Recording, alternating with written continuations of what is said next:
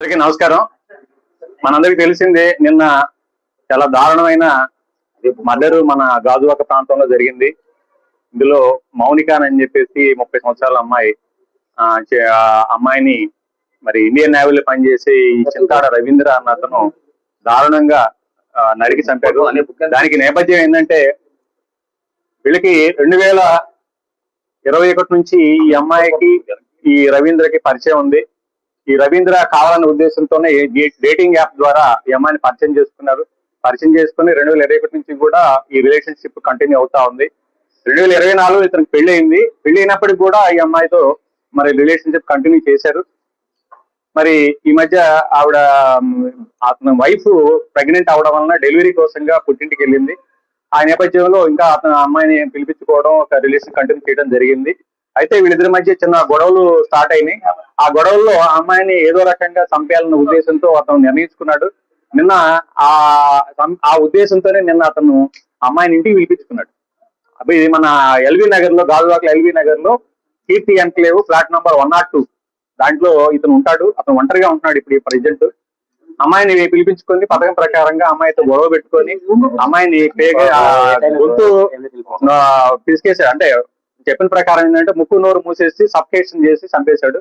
చంపేసిన తర్వాత అతను ఈ డెడ్ బాడీని ఏ విధంగా డిస్పోజ్ చేయాలో అర్థం కాక దాన్ని కావాలనే ఉద్దేశంతో అతను ఒక కత్తి తీసుకొని ఆ బాడీని 3 ముక్కలు చేశాడు అనమాట.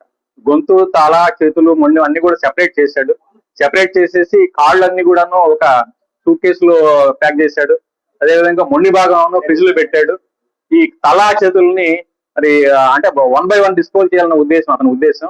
దాన్ని ఏం చేశాడంటే అతను బ్యాగ్ లో పెట్టుకొని మన ఈ అడివివరం రోడ్ లో ఒక నిర్జన ప్రదేశం ఉంది. ఆ ప్రదేశంలో పెట్రోల్ లో తగలబెట్టేసి మరలా వచ్చాడు. వీటిని కూడా డిస్పోజ్ చేయాలన్న ఉద్దేశంతో ఏం చేయాలో అర్థం కావట్లేదు. ఈ బాడీ ఎలా తయారు చేయాలి, ఎలా పంపించాలి, ఎలా డిస్పోజ్ చేయాలని చెప్పేసి తర్వాత అతను మొత్తం లోపల ఉన్న బ్లడ్ స్టైన్స్ కూడా మొత్తం కూడా వాష్ చేసినట్టుగా మనం నేరస్థల పరిశీలన తెలుస్తా ఉంది. కంప్లీట్ గా వాష్ చేస్తున్నాడు.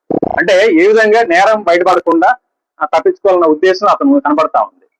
తర్వాత ఇప్పుడు ఈ డెడ్ బాడీస్ లో ఉన్న ఈ భాగాలు ఎలా డిస్పోజ్ చేయలేక అతనికి దిక్కు తెలియలేదు. ఈయన ఏం చేయాలో అర్థం కాక అతను పోలీస్ స్టేషన్ కి వచ్చి సరెండర్ అవ్వడంగా తెలుస్తా ఉంది. అయితే ఈ విషయం తెలుసుకున్నది తల్లిదండ్రులు ఈ రోజు పోలీస్ స్టేషన్ కి వచ్చి వాళ్ళ మౌనిక తల్లిదండ్రులు వేణుగోపాల్, వాళ్ళ ఫాదర్ పేరు, ఆయన వచ్చి కంప్లైంట్ ఇవ్వడం జరిగింది. ఈ ఫాదర్ వచ్చేసి ఈ మన చిన్న కాంట్రాక్ట్ టీచర్ గా పనిచేస్తారంటే పెందుర్తిలో. అందరూ కూడా టీచర్ ఫ్యామిలీ అనమాట. మదర్ ఫ్యామిలీ టీచర్ పనిచేస్తాడు.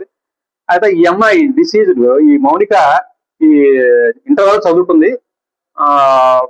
పంజాబ్ నేషనల్ బ్యాంక్ లో ఏదో ఆఫీస్ సబార్డినేట్ గా పనిచేస్తుంది. అంటే కాంట్రాక్ట్ బేసిస్ టెంపరీగా పనిచేస్తూ తర్వాత అప్పుడప్పుడు ఖాళీ సమయంలో ఈవిడ ఈ మ్యారేజ్ ఈవెంట్ కూడా అటెండ్ అవుతా ఉంటుంది అనమాట.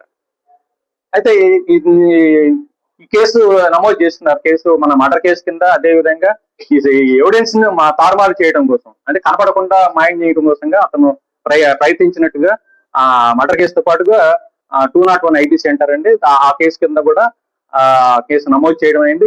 దర్యాప్తు స్టార్ట్ చేయడం అయింది. సిఐ గాజువాక ఈ కేసు దర్యాప్తు చేస్తా ఉన్నారు. అయితే ఈ కేసులో ఈ ముద్దాయికి కఠిన శిక్ష పడే విధంగా అన్ని రకాలుగా సైంటిఫిక్ ఇన్వెస్టిగేషన్ చేయడం జరిగింది.